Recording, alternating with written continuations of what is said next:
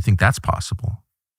I mean, I think there's certainly theories out there, but I think when you look at the facts, it would be certainly more comforting for the government to come forward and prove that that's not the case, right?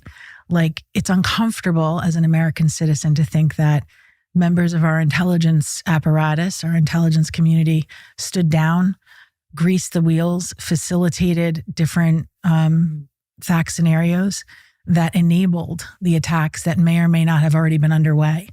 And so there's a story out there that happened, that, the CIA might have allowed certain things to happen and to move forward because they were letting the line out to try to learn more about Al-Qaeda or terrorist groups, to learn more, to get the big fish, quote unquote. Right. I think that that's an interesting, nice way to look at things, certainly a less diabolical way. But there's a rule, supposedly, in the intel community that when you have actionable intelligence, you're supposed to roll up the operation.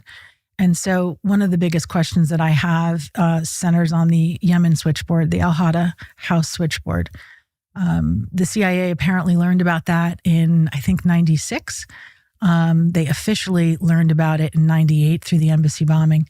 And of course, my question would be, if the CIA is monitoring the Al-Qaeda switchboard, all of the communications that bin Laden is sending out to his operatives around the world to carry out attacks, when the 98 embassy bombing happened, why didn't they go in and shut down the Al-Qaeda switchboard? They didn't. They, I guess, wanted to leave the line out and continue to learn more information, and they didn't want to tip off Al-Qaeda or bin Laden that they had ears on him and his operations. Okay, so the embassy bombing happens, kind of not great.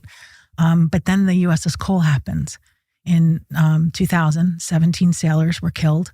Again, that information flew through the Al-Qaeda switchboard. And the CIA still at that point doesn't go in and shut it down and stop it. I believe that if the Al-Qaeda switchboard was shut down, it would have at the very least delayed the 9/11 attacks. And perhaps my husband would be alive today. Well, Grand Canyon University is not like most American colleges.